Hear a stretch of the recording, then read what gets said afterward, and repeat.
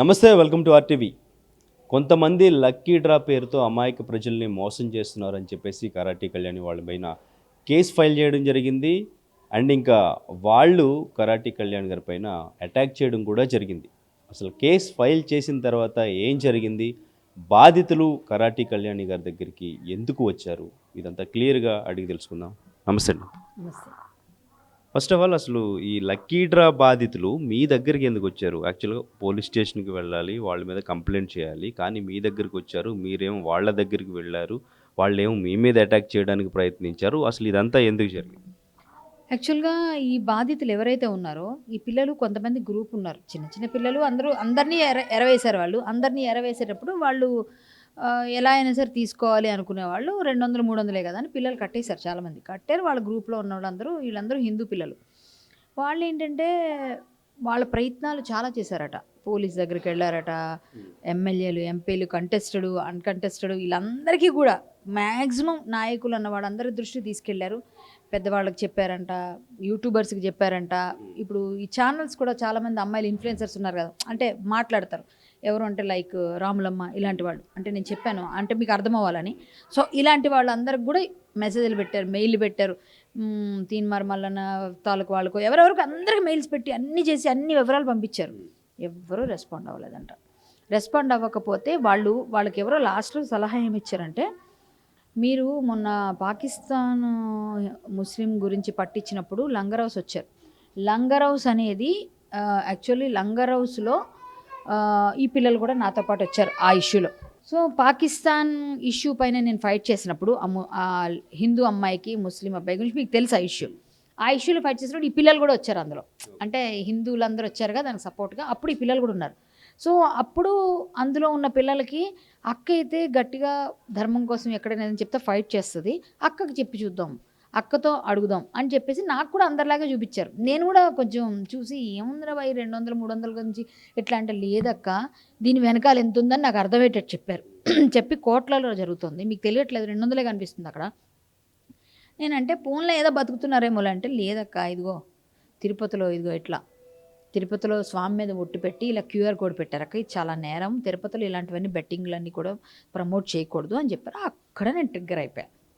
First అక్కడ trigger అయిపోయాను. తర్వాత ఇంకోటి ఎక్కడంటే ఇంకోటి చూపించారు నాకు. బల్కంపేట ఎల్లమ్మ దగ్గర కూడా చూపించారు, 2 చూపించారు. తర్వాత ఇంకోటి ఏంటంటే చిన్న పిల్లాడు, 15 ఏళ్ళ పిల్లాడు 20 రూపాయలకి స్మార్ట్ ఫోన్ ఇచ్చేస్తా, ఐఫోన్ మీకు ఇచ్చేస్తా, స్మార్ట్ ఫోన్ మీకు ఇచ్చేస్తా, 20 రూపాయలకి ఇస్తానని వాడు కూడా చేస్తున్నాడు రీల్స్. సో వీడు ఇన్ఫ్లుయెన్స్ అయిపోయాడు వాళ్ళకి. సో ఇలాంటివి యువత కూడా స్టార్ట్ చేసేసారు. అంటే డబ్బులు ఈజీ మనీకి అలవాటు పడిపోతే ఇప్పుడు ఈ 15 ఏళ్ళ పిల్లాడి పరిస్థితి వాడు దొంగగానో లంగగానో ఇంకోలా తయారవుతాడు. సో ఇలాంటి యువతను పాడు చేసే పని ఇన్ఫ్లుయెన్సర్స్గా మీరు చేస్తున్నారు. ఇక్కడ నేను ట్రిగ్గర్ అయ్యానండి 2 పాయింట్లో. సో నేను అది టేకప్ చేశాను కేసు. ఒక 3-4 వచ్చారు. 3-4 వచ్చారు. అందులో ఒకరిద్దరు కట్టిన వాళ్ళే ఉన్నారు. సరే ఏం కట్టినా కట్టకున్నా ఏం చేసినా వాళ్ళ సమాజం కోసం ఏదో పని చేయాలని చూస్తున్నారు. కట్టారు, అందులో అది కూడా ఉంది, కట్టిన వాళ్ళే. సో సమాజం కోసం పనిచేద్దాం అనుకున్నప్పుడు నేను కూడా సమాజం కోసం పనిచేస్తానని వాళ్ళని నమ్మి వచ్చారు నా దగ్గరికి. నమ్మి వచ్చిన వాళ్ళు నేను ఎవరినైనా నా సహాయం ఎంతవరకు చేయగలను అంత చేస్తాను, అది నా అలవాటు. సో నా దగ్గరకు వచ్చి చెప్పినప్పుడు నాకు ముందు అర్థమైపోయిన తర్వాత అర్థమైంది కాబట్టి నేను వెంటనే అది తీసుకున్నాను కేసు తీసుకొని నేను డ్రాఫ్ట్ చేయించాను. దానికి కృష్ణకాంత్ లాయర్ గారు మాకు బాగా సపోర్ట్ చేసి మొత్తం అంతా డ్రాఫ్ట్ చేసి మేము ఇలా ఉందని చెప్పి మొత్తం క్లియర్గా పిన్ టు పిన్ ఏ రోజైతే అన్వేష్ పైన కేసు ఇచ్చిన రోజు ఈ 14వ తారీఖున ఇది కూడా పట్టుకెళ్ళి ఇచ్చాం. ఇంకోటి కూడా ఇచ్చాను, 3 కేసులు ఇచ్చాను ఒకే రోజు. నేను 3 ఇచ్చేటప్పుడు ఇది కూడా ఇచ్చాను. ఇస్తే వాళ్ళు తీసుకొని అంటే అమ్మ అన్నీ ఇక్కడనే మేమేం చేస్తామన్నారు పంజగుట్ట పోలీసు. నేను ఏం చేశాను, ఈ కేసుని తీసుకొని CCSకి వెళ్ళాను. ఈ పిల్లల్ని తీసుకొని CCSకి వెళ్ళాను. మొత్తం ఆ టీం అంతా వెళ్ళాం. CCSలో ఏసీపీ గారి దగ్గర కూర్చుంటే ఏసీపీ గారు అన్నారు, అమ్మ ఇది ఎంత మహా అయితే 3 లక్షల లోపల ఉంటే మాకు రాదు, మీకు ఏ ఏరియాకి ఆ ఏరియాకి CP గారి ఆర్డర్ ప్రకారంగా మీకు సైబర్ క్రైమ్ ఒక సెల్ ఓపెన్ చేశారు, మీరు సైబర్ సెల్ అక్కడే ఇచ్చేయచ్చు కంప్లైంట్, మాకు దగ్గర రావద్దు, మీరు CCS దగ్గర అవసరం లేదు, మీరు అక్కడే ఇవ్వండి అని ఆయనే ఫోన్ చేశారు వాళ్ళకి. పంజగుట్టకి ఫోన్ చేస్తే, సార్ ఇప్పుడు మీకు ఇబ్బంది ఎందుకు, బర్డెన్ ఎందుకు, అన్నీ మీకే అని చెప్పేసి మొన్నటి నుంచి 2-3 తెచ్చాను. ఇప్పుడు నేను అన్వేష్ మీద 2 తెచ్చాను. సో మళ్ళీ మీకు ఇబ్బంది ఎందుకు, బర్డెన్ అని చెప్పేసి అటు వెళ్ళాం సార్. మీకు చెప్పడానికి ఇవ్వడానికి ఇచ్చినా కూడా మీరు మళ్ళీ ఇక్కడ కాదు అనేస్తారో లేకపోతే ఏమంటారు, CCSకి వెళ్ళాలేమో, ఇది ఫ్రాడ్ కదా, ఫైనాన్షియల్ ఫ్రాడ్ కదా, నేను అట్లా అనుకొని వెళ్ళిపోయాను సార్ అంటే, వాళ్ళే మళ్ళీ పంపించారంటే, అమ్మ మాకు ఇన్ని కేసుల్లో ఎన్నని చేస్తామమ్మా అని వాళ్ళు అన్నారు. పాపం అన్నారు. కానీ అక్కడ నేను క్లియర్గా వాళ్ళకి ఎక్స్ప్లెయిన్ చేసిన తర్వాత ఏంటి ప్రాబ్లం, ఏం జరుగుతుంది అనేది వాళ్ళకి అర్థమయ్యేటట్టు చెప్పాం. ఎంత డబ్బులు అవుతున్నాయి, ఎంత దందా జరుగుతుంది, ఏమేమి జరుగుతుంది, ఏ విధంగా దేవుడిని వాడుకుంటున్నారు, ఏ విధంగా హిందువులు మోసం చేస్తారు చెప్పేసరికి సరే 16వ తారీఖు ఆక్షన్ ఉంది సార్, ప్లీజ్ సార్ ఈ కేసు కట్టండి సార్ అని అడిగితే వాళ్ళు కట్టారండి. వాళ్ళు 16వ తారీఖున కేసు కట్టాలంటే 14వ తారీఖు నైట్ కేసు అయిపోయింది. 15 అంతా వాళ్ళు సెలవైనా సరే బ్యాంకుకు పెట్టి వాళ్ళ సీజ్ చేయడానికి ప్రయత్నం చేస్తే ఎస్ బ్యాంకులో ఏదో పేటీఎం ఏదో దొరికింది, కానీ వాళ్ళకి ఏ విధమైన క్లూస్ దొరకట్లే. ఎందుకంటే వీళ్ళు క్యూఆర్ కోడ్లు పెట్టి పిచ్చి చాలా తెలివిగా ఉన్నారు వీళ్ళు. మనం అనుకున్నంత ఈజీగా లేరు దొంగలు, ఏదైతే దొంగ పని చేస్తున్నారు వీళ్ళు. మనం అంత ఈజీగా అసలు మనకి ఇంత నాలెడ్జ్ ఉందా అనిపిస్తుంది వాళ్ళకి. అలాంటి వాళ్ళు అంతా ఉన్నారు. సో అయితే ఏం జరిగింది, ఆ తర్వాత కూడా దొరకలేదు. 16th ఆక్షన్ అయిపోయి ఉంటుంది సార్. నేను సీఏ గారికి ఫోన్ చేస్తే, అమ్మ ఏమవుతుందమ్మా, కార్ బ్లాక్ చేద్దాం, కార్ని సీజ్ చేద్దాం, వాడిని కూడా అకౌంట్ సీజ్ చేసి తీసుకొద్దాం, వాడిని కొంచెం లేట్ అవచ్చు కానీ తెద్దాం అన్నారు ఆయన. సో నేనేంటంటే తీసుకొస్తా అన్నారు కదా, ఇంకా 16 అయిపోతే ఇంకోసారి ఎప్పుడో దొరుకుతాడులే అని నేను ఊరుకున్నా. ఇంకా ఈ కేసు గురించి నేను బాంబే హరికథ చెప్పడానికి వెళ్ళిపోయా. 17, 18 నా కథలు ఉన్నాయి అక్కడ. నేను 16 నైట్ వెళ్ళిపోయాను, 17, 18 కథలు. 17వ తారీఖు ఎప్పుడు, 16వ తారీఖు 17వ తారీఖు అనుకుంటా ఆ రోజే అనుకుంటా సజ్జనార్ గారు మీటింగ్ బట్టి అందరికీ చెప్పారు, ఇలా బెట్టింగ్ యాప్స్ తీసేసినా సరే లాటరీ చేస్తున్నారు, వీళ్ళందరూ ఇన్ఫ్లుయెన్సర్స్ అందరినీ గట్టిగా వార్నింగ్ ఇస్తున్నాను అని చెప్పారు ఆయన. చెప్పిన తర్వాత కూడా నేను నా ఎఫ్ఐఆర్ అప్పటికి అయిపోయింది కదా, నాకు వచ్చింది కదా ఎఫ్ఐఆర్ అయిపోయి, అది బయట పెట్టాం. మేము కూడా బయట పెట్టాల్సి వచ్చింది. అడిగారు మమ్మల్ని, మేము చెప్పాము. అక్కడి నుంచి నేను అందరికీ ఫోన్ లైన్లో అందుబాటులో వచ్చి మాట్లాడాను. అది అయిపోయి హరికథలు అయిపోయి 19వ తారీఖు నైట్ ఎక్కి 20వ తారీఖు మార్నింగ్ వచ్చేసరికి ఈ ఎవరైతే బాధిత పిల్లలు ఉన్నారో వాళ్ళు నాకు ఒక వీడియో పంపించారు. ఆ వీడియోలో ఏముంది, ఇవాళ సాయంత్రం 4 గంటలకు లైవ్, మీకు ఫార్చునర్ కార్ ఇచ్చేస్తాను, లైవ్లో పాల్గొండి, ఎక్కడ చౌటుప్పల్ ధర అవుతుందని చెప్పాడు. సో అది మేము ఫార్వర్డ్ చేస్తాం పోలీసులు. మా పని ఏంటి, మేము సమాచారం అందించాలి. మేము ఆల్రెడీ పిటిషనర్ కదా నేను, సో పంపించేసరికి అది చూసి సీఏ గారు అన్నారు, అమ్మ లైవ్లో రెడీ హ్యాండెడ్ పట్టుకోవాలి, మీరు ఇప్పుడు ఇంత లేట్గా ఎప్పుడు వెళ్తారు, ఏం సంగతి, వాళ్ళందరూ ఎప్పుడు వెళ్ళి పంపించాలో చూస్తాను నేను అన్నారు. మేము యూట్యూబ్ ఛానల్ కోసం నేను వెళ్తాను సార్, నాకు ఆల్రెడీ నేను వెళ్తానంటే మీరు వెళ్ళకూడదని చెప్పారు. వాళ్ళు చెప్పారు వెళ్ళకూడదంటే అది పర్సనల్గా నేను ప్రాథమికంగా నేను సమాచారం ఇచ్చాను, నేను ప్రజలకి చెప్పాలనుకున్నా కాబట్టి నేను వీడియో తీసుకోవాలనుకున్నాను. సో వాళ్ళైతే ఎంకరేజ్ చేయరు అట్లాంటివన్నీ. సో నా కార్లో నేను వెళ్ళాను, వాళ్ళు వచ్చారు. వాళ్ళు అలా వచ్చిన తర్వాత వాళ్ళకి మేము కాంటాక్ట్ చేస్తున్నాం. వీడి నెంబర్ ఏదైతే ఉందో ఆఫ్లో ఉన్నాయి, మనకు చౌటుప్పల్ దగ్గరికి వెళ్ళిపోతున్నాం కానీ ఎక్కడ కనిపించట్లేదు. వాడు షాప్ అడ్రస్ ఎక్కడో చూపిస్తుంది, కొంగరకాలం వైపు. ఆ షాప్ అడ్రస్ దగ్గరికి వెళ్దాంలే అని అనుకుంటుంటే ఎంతసేపటికి ట్రేస్ అవ్వట్లేదు. లైవ్లో వాడు కరెక్ట్ టైంకి వచ్చేసి వాళ్ళంతా ఒక 30 మంది 20 మంది కనిపిస్తున్నారు లైవ్లో, అందరు చేస్తున్నారు. సో మేము కొంతసేపు తర్వాత లైవ్లో ఇంకొక అబ్బాయి పక్కన ఉన్నాడు కదా, ఈ అబ్బాయి పక్కనే ఉంటున్నాడు, ఇప్పుడు కూడా ఉన్నాడు, వాడి నెంబర్ ఏమైనా సంపాదిస్తామా అని ఎలాగోలాగ ఇన్ఫ్లుయెన్సర్స్ ద్వారా అలా కొంచెం కష్టపడితే కొంతసేపటికి నెంబర్ వచ్చింది. అని నేను కాదండి, ఇది భగవంతుడు అనుకున్నాడు కాబట్టి, వెంకన్న స్వామి కోపం వచ్చింది కాబట్టి, పట్టించాలనుకున్నాడు కాబట్టి ఇవంతా జరిగింది. నేను ఎవరిని లేకపోతే నాకు ఇలాగ ఎలా దొరుకుతాయి, లేకపోతే ఇవన్నీ వెంటనే ఎలా జరుగుతాయి. వెంటనే వాడి నెంబర్ తీసామండి, లొకేషన్ తీస్తే కొంగరకాలంలో వచ్చింది, Wonderla back side SR villas అని ఏదో కడుతున్నారు, కన్స్ట్రక్షన్ అవుతుంది, అక్కడ వచ్చింది. సో అక్కడికి మేము పిన్ పాయింట్కి చేరుకునేసరికి మొత్తం రెడ్ హ్యాండెడ్ దొరికిపోయారు. మొత్తం అన్ని ఇన్ని చిట్టీలు, ఫార్చునర్ కార్లో ఇన్ని చిట్టీలు అన్నీ ఉన్నాయి అందులో. సో అవన్నీ తీసుకొని అవన్నీ వాళ్ళు అక్కడ పెట్టి వాళ్ళందరూ మజా చేసుకుంటూ 30 మంది గ్యాంగ్ మొత్తం అన్నీ చేసుకుంటున్నారు. వాళ్ళు ఏమైనా చేసుకుని మనకు అనవసరం కానీ. సో ఇవన్నీ చేస్తూ ఇన్లీగల్ యాక్టివిటీ జరుగుతుంది. అది పట్టుకున్నారు రెడ్ హ్యాండెడ్గా. సో ఎవరైతే నిందితులు, పోలీసులు ఉన్నారు, పోలీసులతోనే నేనేం వెళ్ళలేదు, పోలీసులు ఉన్నారండి ముందు, పోలీసులతోనే మేము కూడా ఉన్నాం. మేము అక్కడికి వెళ్ళాము. సో వచ్చారు వాళ్ళు, అక్కడ వేరే దీనిలో వస్తుంటే సరే ఇక్కడే కదా మేము వచ్చామని చెప్పి అక్కడ నుంచి తీసుకెళ్ళాము. మేము అక్కడికి వెళ్ళేసరికి ఆ కారులో ఎప్పుడైతే మేము అందరం వెళ్ళామో వాళ్ళు చూసి మమ్మల్ని కంగు తిని మొత్తం అంతా నేను ఎవిడెన్స్ తీసుకున్నాము. మేము ఆ పైన వాళ్ళు తీసుకున్నారు, కింద మేము వచ్చేస్తుంటే నన్ను దిగుతున్నప్పుడే చాలా వాళ్ళ మనుషులు కొంచెం రకరకాలుగా మా దందా ఆపుతావా, నీకేం చేయాలి తెలుసా, నేను ఏం చేస్తాను, ఇట్లాంటివన్నీ వార్నింగ్లు అయినాయి. అది లీగల్ యాక్టివిటీ చేస్తుంటే ఆపేస్తే వాళ్ళ బాధ ఉంటుంది కదా, డబ్బులు పోయినాయని. సో అవన్నీ చేసి కిందకి దిగుతున్నప్పుడు ఇద్దరు పట్టుకున్నారు పోలీసులు. ఇప్పుడు జుట్ల అబ్బాయి వాళ్ళ ఫ్రెండ్ని ఇద్దరిని పట్టుకున్నారు. ఒకరి మీద కేసు ఇచ్చాము, రెండో వాడి పేరు మాకు తెలియదు. అప్పుడు వీళ్ళంతా బ్యాచ్ అంతా ఉంటారు కదా, అలా అందరి పేరు ఎవడైతే మెయిన్ ఉంటాడో వాడి పేరు కదా, క్రేజీ బాయ్ నరేంద్ర ఆడి పేరు. సో వాడే తిరుమలలో చేశాడు. వాడిని అరెస్ట్ చేసి అక్కడ వాళ్ళు కూడా ఎఫ్ఐఆర్ చేయాలి తిరుమల వాళ్ళు. నేను రిక్వెస్ట్ చేస్తున్నాను, తిరుమల తిరుపతి దేవస్థానం సీరియస్గా తీసుకొని దేవదేవుని దర్శనం రద్దు చేయించి వాళ్ళ ఫ్యామిలీకి, అలాగే మీరు అందరూ కూడా ఖచ్చితంగా అక్కడ కూడా ఎఫ్ఐఆర్ చేయించాలి. ఎఫ్ఐఆర్ చేయిస్తేనే వీళ్ళకి బుద్ధి వస్తుంది, ఇంకొకడు ఎవడైనా చేయడు. అక్కడ స్వామి దగ్గర ఎంత గట్స్ ఉంటే పెడతావురా నువ్వు, అంతేకాకుండా సజ్జనార్ గారు మాట్లాడినాక మేము ఎఫ్ఐఆర్ చేసినామని తెలిసిన తర్వాత నువ్వు మళ్ళీ డేర్గా పెట్టావు. అది కూడా మిస్లీడ్ చేసి అక్కడికి వెళ్ళిపోతారు, మనం ఇక్కడ చేసేసుకుందాం అనుకున్నాం. 2 hours లైవ్ నడిచిందో 1.5 hours మేము లైవ్లో ఉన్నాం, లైవ్లో చూస్తున్నాం. సో వెళ్ళేసరికి మొత్తానికి దొరికిపోయారు.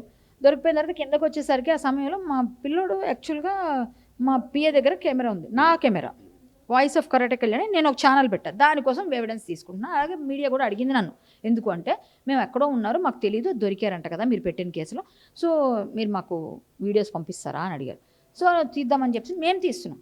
వీడియో పైన సీన్ ఆఫ్ అఫెన్స్ని వాళ్ళు తీసుకుంటారు, సో మేము కిందంతా తీసుకుందాం అనేసరికి వీళ్ళంతా వచ్చి మా పిల్లాడి మీద, నా మీద రకరకాల మాటలు, ఎన్నెన్ని అన్నాలు అన్నీ అని, ఎన్ని చేయాలో చేసి మీదకి వచ్చి, ఇంకా నేను చెప్పలేను, ఇంకా వినలేని మాటలు. అసలు వాళ్ళందరూ హిందువులు కాదా, వాళ్ళు సెక్యులర్ హిందువులు, వాళ్ళ కోసం నేను కష్టపడి చేస్తే, ఇంత చేస్తే నా మీద దాడి, మానసికంగా శారీరకంగా ఇన్ని రకాలుగా కుంగదీసే విధంగా మాటలు. ఇంకా 30 మంది ఇప్పుడు ఇలా మీ మీద కెమెరా పెట్టి ఒక మీరు దొంగ అన్నట్టు మిమ్మల్ని చూస్తే ఎట్లుంటుందండి? మీరు దొంగలు పట్టుకోవడానికి మీరు వచ్చారు కదా, మీరు సపోర్ట్ చేశారు, మీ పని మీరు సహాయం చేశారు. సో మిమ్మల్ని దొంగ అని చూపిస్తున్నట్టుగా ఫోటో తీసి వాళ్ళు లైవ్లు పెడుతున్నారు ఇన్స్టాలో, ఎట్లుంటుంది చెప్పండి? నేనేదో చేస్తున్నట్టు, అక్కడ నేనేదో తప్పులు చేస్తున్నట్టుగా నాకు ఎట్లుంటుందో? అప్పుడు నేను సగం నుంచి నేను లైవ్ పెట్టా నా ఫేస్బుక్లో పెట్టి, ఇలాంటి జరుగుతుందని నేను గట్టిగా చెప్పాను. చెప్పినా సరే ఆడ మీదకు రావడానికి మాట్లాడి ఇట్లా అట్లా అది ఇది అని ఇమ్మీడియట్గా నాకు ఆదిబట్ల పిఎస్ నుంచి పోలీసు రావాల్సిందే, వీళ్ళు రమ్మంటున్నారు పంజగుట్టెలు. నో, ఇక్కడ నాకు అవమానం జరిగింది, ఇంత నీచం చేశారు, నేను ఇక్కడ నుంచి కదలను. నా కొడుక్కి నాకు ఇద్దరికి 14 ఏళ్ళ పిల్లాడు, వాడు పట్టుకున్నంత మాత్రం నేను పట్టుకోమన్నానా? మా పిఏ పట్టుకొని ఇచ్చాడు, ఏదో అంటాడు చిన్న పిల్లోడు, సరే తప్పు అయితే వాడి తరపున నేను క్షమాపణ చెప్తా ఏదైనా ఉంటే. సో వాడు ఏదైనా తెలుసో తెలియక ఒక మాట అని ఉంటే అది నన్ను అడగండి, నాకు చెప్పండి. వాడు అనలేదు, వీళ్ళే అంటున్నారు మీకు మర్యాద లేదా అని అడుగుతున్నాడు ఆ పిల్లడు. అంతే, మర్యాద లేకుండా మాట్లాడితేనే కదా పిల్లడికి కూడా కోపం వచ్చింది. నన్ను నా పర్సనల్స్ గురించి మాట్లాడితే ఎంతైనా తల్లినంటే బాధ అనిపించదా? సో వాడు బాధపడు, నాతో ఎందుకు వచ్చాడు అంటే వాడు పుట్టినరోజు ఉందని బట్టలు కొందాం, అటు రిటర్న్లో వచ్చి బట్టలు కొనుక్కుందాం, మేమేదో షాపింగ్ అని మేము తీసుకెళ్ళాం, ఊరు నుంచి వచ్చాం కదా అప్పుడే, సరే వాడు పుట్టినరోజు రేపు, సో ఆ పని మీద నేను వెళ్దాంలే, సాయంత్రం 9 అయినా 8 అయినా వెళ్ళిపోదాంలేనా, నాతో ఉండు ఇంకెట్టే వెళ్ళకొని చెప్పి తీసుకున్నాను నేను. ఇంకా ఎన్ని రకాలుగా తెలుసా, అన్ని రకాలుగా మమ్మల్ని మాట్లాడితే కింద కూర్చొని నేను లైవ్ పెట్టే డైరెక్ట్ ఉంది, అందరూ లైవ్లో కనిపిస్తుంది, ఎంత యాగి చేసి మీద పడిపోయి ఒక 20 మంది 30 ఆడిని కాపాడడానికి ఇంతమంది వచ్చారండి. మాఫియా అంటే బెట్టింగ్ మాఫియా కన్నా ఎక్కువ ఉంది లాటరీ మాఫియా. కానీ మీరు అక్కడికి పోలీసులతో వెళ్ళారు, మీరు ఒక బీజేపీ పార్టీలో ఉన్నారు అండ్ ఇంకా యాక్ట్రెస్, ఎప్పటికప్పుడు ఏ ఇష్యూ జరిగినా మీడియాలో మాట్లాడుతూ ఉంటారు. అయినా కానీ వాళ్ళు ఎక్కడా కూడా భయపడకుండా వాళ్ళు కెమెరాలు పెట్టి, వాళ్ళు లైవ్లు పెట్టి మీ మీద అటాక్ చేయడానికి ప్రయత్నించారంటే వాళ్ళకి అంత ధైర్యం ఎక్కడి నుంచి వచ్చింది? ఎలా వచ్చింది? వాళ్ళకేదో పాపం అనుకున్నారు, వీళ్ళు తీయకూడదు, వీళ్ళు ప్రెస్ కాదు, వీళ్ళు తీయకూడదు. వాళ్ళకి తెలియని రూల్ ఏంటంటే బిఎన్ఎస్ఎస్ యాక్ట్స్ ఉన్నాయి కొన్ని, దాని ప్రకారం ప్రాథమిక సమాచారాన్ని ఎవరైనా రికార్డ్ చేయొచ్చు. ఇప్పుడు అక్కడ ఎవ్వరు లేరండి, ప్రెస్ లేదండి, బయట ఈ పక్కింటి అమ్మాయి ఎవరో వచ్చి తీసుకోవచ్చు ఆ వీడియో, ఎందుకంటే ఆవిడ వీడియోనే కీ పాయింట్ అవుతుంది తర్వాత. సో ఇలాంటివి ఉన్నాయి కొన్ని, అవసరాన్ని బట్టి తీసుకోవచ్చు. సో ఆ విధంగా నేను తీస్తున్నా. వాళ్ళకి ఆ విషయం తెలియక నా మీద ఏదో వేసేద్దాం అనుకుని ఏదో ప్లాన్ చేద్దాం, నేను పిటిషనర్ అయినా నా మీద ఏదో రివర్స్ వేసేద్దామని ప్లాన్ చేశారు వాళ్ళు, ఆ విధంగా అనుకున్నారు. బట్ వాళ్ళే ఇరుక్కుంటారని వాళ్ళకి తెలియదు, వాళ్ళు చేసిన తప్పేంటో వాళ్ళకి తెలియలే. రివర్స్ అయిపోయిన ఆ మీద లేనిపోని మాట్లాడి అది మా లాయర్ గారు మాట్లాడతారని చెప్పాను. అయినా వినకుండా నన్ను యాక్ట్రెస్ అయినా ఏదైనా అవండి, మూర్ఖులకి దుర్మార్గులకి అవన్నీ ఉండవు, మంచి మనసు ఉన్న వాళ్ళకి వాళ్ళకి తెలీదా? వాళ్ళందరికీ తెలుసు నేను ఏం పనులు చేస్తాను, వాళ్ళందరికీ తెలుసు నేను ఏం చేస్తాను. అది నేను బాధపడి నేను ఏడ్చిన దానికి కారణం కూడా ఇంతమంది హిందువుల కోసం ఇదైతే హిందువు నా దేవుడు, నా ధర్మం, నా గుడి, నా వెంకన్న స్వామిని కొట్లాడితే నువ్వు అక్కడ ఒట్టిపెట్టి చేస్తున్నావు, ఈ తప్పురా వెధవ అని అడిగినందుకు నువ్వు నా మీదకి రివర్స్ వచ్చావంటే నీకు తెలీదా నేనేం పని చేస్తున్నానో హిందువుగా, నేనేం ఎవరెవరి మీద ఏ విధంగా పోరాటం చేస్తున్నాను నువ్వు చూడలే? చూసినోడే వాడు రాక్షస, ఆడు తీసుకున్న లోపల ఏదో ఉందో అదైనా మాట్లాడిస్తుండాలి, లేకపోతే వాడికి బుద్ధి విచక్షణ అన్నీ కూడా మందగించిపోయి బుర్ర డబ్బుకి ఈజీ మనీగా అలవాటు పడినప్పుడు ఆ డబ్బు కనిపిస్తుంది తప్ప ఎథిక్స్ కనబడవు. అదే జరిగింది అక్కడ. సో అది నేను ఫీల్ అయ్యాను, మొత్తానికి గట్టిగా అయింది. ఆ తర్వాత నేను ఆదిబట్ల పిఎస్లో 10 మంది 15 మంది ఉన్నారు అక్కడ, వాళ్ళందరి పేర్లు పెట్టించి నేను కేసు పెట్టించాను. కేసు అయిన తర్వాత ఇప్పుడు వాళ్ళందరినీ తీసుకురమ్మని చెప్పి అడిగితే తీసుకొస్తామన్నారు. నేనైతే ఇచ్చేసి వచ్చాను. వాళ్ళ మీద మంచి నిర్భయ చట్టాలు, దిశ చట్టాలు ఏవో ఉంటాయి కదా, అవన్నీ అలాంటివన్నీ 74 76 సంథింగ్ ఏవో ఉన్నాయి, చాలా 75 నేను పెట్టాను ఎఫ్ఐఆర్. ఎంతమంది మీద? ఒక 10 మంది మీద ప్రజెంట్ అయింది. ఇంకా ఇన్వెస్టిగేషన్ ఇంకొంతమంది ఆడవచ్చు. నేను 20 మంది 15 మంది వరకు ఉన్నారు అక్కడ. బట్ కొంతమంది పారిపోతారు కదా, పారిపోయి ఉంటారు, వాళ్ళని కూడా గుర్తించి పట్టుకుంటామన్నారు. సో ఇదంతా అయిన తర్వాత వాళ్ళని తీసుకొస్తారు. ఇక్కడ వీడిని సీజ్ చేసేసి వాడిని ఆల్రెడీ రిమాండ్ చేసేసారు ఈ నరేంద్రని. ఇంకా కాసా ప్రవీణ్ వాళ్ళు బల్కంపేట ఎల్లమ్మగుడిలో చేశారు. వీళ్ళే కాదండి, ఇంకా చాలామంది ఉన్నారు. పేర్లు నా దగ్గర పెద్ద లిస్ట్ ఉంది. ఆ లిస్ట్ అంతా చదివి నేను ఒకసారి ఇస్తా వీడియోకి, నేను ఒక బయట ఆ లిస్ట్లో ఉన్న వాళ్ళు అందరూ ఉన్నారు. పోలీసులు ఏమన్నారంటే ఇమీడియట్గా ఆక్షన్ ఉంది, వీళ్ళిద్దరూ దేవుళ్ళ పైన చేశారు కాబట్టి వీళ్ళని ఇమీడియట్గా పట్టుకుందామని చెప్పేసి వాళ్ళిద్దరు పేర్లు తీసుకున్నారు. తర్వాత అందరి పేర్లు యాడ్ అవుతాయని చెప్పారు. సో వీళ్ళందరిపైన కేసులు ఉన్నట్టే. ఇప్పుడు ఇన్స్టాగ్రామ్ ఇన్ఫ్లుయెన్సర్స్ అన్న ఎవరెవరు ఏ ఫోన్లు పెట్టారా, ఏ ఫ్రిడ్జ్ పెట్టారా, ఏ ప్లాట్ పెట్టారా, ఏం పెట్టారా అందరికీ ఉంటుంది. ఎవ్వరికీ లేకుండా ఉంది, అందరినీ పట్టుకుంటారు. క్లియర్. అరెస్ట్ చేస్తారు లేదు నాకు తెలియదు, కానీ అది ఏమో అక్కడ డెన్సిటీ కేసు యొక్క డెన్సిటీని బట్టి చూస్తారేమో, కానీ అది కాదు. వాళ్ళందరి మీద అయితే కేసు అయితే పక్కా అవుతుంది. ఇదంతా సజ్జనార్ గారికి వచ్చి గట్టిగా తీసుకొని వీళ్ళందరూ వెనక్కి డబ్బులు ఇప్పించి వీళ్ళందరిని అరెస్ట్ చేసి వీళ్ళకి తగిన శిక్ష పడితే ఇంకొకటి చేయకుండా ఉంటారు. లేకపోతే అన్ని రాష్ట్రాలకి పాకిపోయి మన బ్యాట్టింగ్ మాఫియా కన్నా ఎక్కువైపోతుంది. ఇది వీడు కూడా ఉన్నాడు బ్యాట్టింగ్ మాఫియాలో. వీడు ఆల్రెడీ చైన్ స్నాచర్ మీర్పేటలో ఆల్రెడీ ఇంతకుముందు ఒక కేసు ఉంది ఆల్రెడీ. అది కూడా మీరు మీర్పేట స్టేషన్లో కనుక్కోవచ్చు. ఆల్రెడీ చైన్ స్నాచర్ అంటే కంటిన్యూస్గా ఇతను నేర వృత్తి కలిగి ఉన్నాడు కాబట్టి అతనికి ఈజీగా సజ్జనార్ గారు చెప్పినా కూడా డైర్గా పెట్టి వీడియో పెట్టి నేను గివ్ అవే అంటే ఏంటంటే నువ్వు సంపాదించిన డబ్బులు నీ జోబులో నుంచి తీసివ్వడం. ఇప్పుడు 10,000 మంది కట్టారు అనుకుందాం, నీ లక్షల్లో ఫాలోవర్లో 10,000 మంది కడితే 500 రూపాయలు 400 రూపాయలు కడితే 400 రూపాయల నుంచి ఒకటికే ఇస్తున్నావు నువ్వు. 9,999 మందికి కూడా నువ్వు మోసం చేస్తున్నావు. ఆడు కూడా నీ పక్కోడో నీ చుట్టూ అవుతాడు. మాకు తెలిసా అదేమన్నా నువ్వు అందరివి వేస్తున్నావు లేదు, మాకేం తెలుసు వేస్తున్నావు. ఇన్ని పుస్తకాలు ఉన్నాయి, ఇన్ని చిట్టీలు ఉన్నాయి, అవన్నిటిలోంచి ఎవడో ఒక్కడికి వస్తుంది. మిగిలిన అందరికీ నువ్వేమిస్తున్నావు? శటకోపం పెడుతున్నావు. సో ఏంటి నీ గివ్వే అంటే నీ జేబులో నువ్వు సంపాదించిన డబ్బుల నుంచి ఒక చాక్లెట్ ఆడి పేరు తీసుకొని, లేకపోతే ఆడి ఇంటికి పంపి ఒక 5 స్టార్ చాక్లెట్, ఒక చిన్న పువ్వు పంపి, బొకే పంపి, వాడు ఆనందపడతాడు. నిన్ను ఫాలో అవుతాడు. నన్ను ఫాలో అవ్వండి మీకేమో థార్ కార్ ఇస్తామని కొంతమంది, నన్ను ఫాలో అవ్వండి మీకు అది ఇస్తాం. ఫాలోవర్స్ పెంచుకోవడం కోసం టెక్నిక్ ఇది. ఏంటండి ఇది? ఇదేమైనా ఇల్లీగల్ కాకపోతే ఇదేమైనా వీడి దగ్గర ఏమైనా లీగల్గా ఉంటే చూపించమని ప్రూఫ్. లీగల్ లేనప్పుడు ఏంటిది? సో ఇలాంటివన్నిటిని అరికట్టాలని నా ఫైట్ అండి. ఖచ్చితంగా నేను వదలను, ఎవరిని వదలను. ఆ అన్వేష్ గాడి మీద పోరాటం ఎట్లా అయితే చేశాను వీటి మీద కూడా పోరాటం చేస్తాను. నేను బెట్టింగ్ యాప్ మీద పోరాటం చేసి ఆ బెట్టింగ్ యాప్ మీద పోరాటం చేసి అన్నాడు కదా అన్వేష్, ఇప్పుడు నేను కూడా సేమే చేస్తున్నా. ఇప్పుడు రా మాట్లాడు, ఇప్పుడు నేను కూడా అదే చేస్తున్నా, అంతే కదా. బెట్టింగ్ యాప్ మీద చేసినప్పుడు ఎత్తుకున్నారు నెత్తి మీద అంటే మేము అదే పని చేస్తున్నాం. నువ్వు దొంగవే ఇప్పుడు పిచ్చి పిచ్చిగా భారతదేశాన్ని అంటే మన దేవీ దేవతలను దూలనాడితే ఇప్పుడు నీ మీద కూడా పోరాటం చేస్తా. ఇప్పుడు నేను బెట్టింగ్ యాప్లో ఇలాంటి దందాలను బయట పెట్టా, ఇల్లీగల్ యాక్టివిటీస్ ఎక్కడున్నా అంతే. సో నేను ఆ పోరాటం వదల నీ పోరాటం వదల ఆ రోజు బయట పెట్టకపోవడానికి కారణం కూడా అన్వేష్ ఇష్యూ అవుతుంది సీరియస్గా. ఈ మధ్యలో పండగ టైంలో ఎందుకులే అని మేము కామ్ అయిపోయాం. ఆటోమేటిక్ సజ్జనార్ గారు మాట్లాడినాక నా ఎఫ్ఐఆర్ బయటకు వచ్చింది. కానీ సజ్జనార్ గారు మాట్లాడక ముందే నా ఎఫ్ఐఆర్ అయిపోయింది. 14th అయింది నా ఎఫ్ఐఆర్, 13th midnight అయిందండి. 1 గంట వరకు నేను పోలీస్ స్టేషన్లో ఉన్నా. భోగి మంటలు అందరూ వేసుకొని రెడీ చేస్తే నేను పోలీస్ స్టేషన్లో 1 గంట వరకు కూర్చున్నాను ఈ ఎఫ్ఐఆర్ కోసం. ఎందుకు అంటే 16 ఆక్షన్ ఉంది కాబట్టి వెంటనే చేశారు. 16 ఆపేసి వాడు 20వ తారీఖున పెట్టాడు. అదే ఆడ బ్యాడ్ లక్. నేను ఆ రోజు ఊళ్ళోకి రావడం, పోలీసులు కూడా వెంటనే చక్కే నిజంగా thanks to Panjagutta police CA గారికి, అందరికీ, సజ్జనార్ గారికి, ఆదిబట్ల పిఎస్ పోలీసులు కూడా ధన్యవాదాలు. ఎందుకంటే ఇలాంటి ఎక్కడైనా నేరం ఉందని కానీ ఇమ్మీడియట్ రెస్పాండ్ అయ్యి ఇమ్మీడియట్గా చేస్తున్నందుకు, న్యాయాని కోసం మీరు కష్టపడుతున్నందుకు ధన్యవాదాలండి అందరికీ. జై శ్రీరామ్, భారత్ మాతాకి జై. Thank you. Local to global news at your finger tips. మీ చేతిలో ఒక ఆయుధం. Download Raw TV app. Media legend Ravi Prakash is back.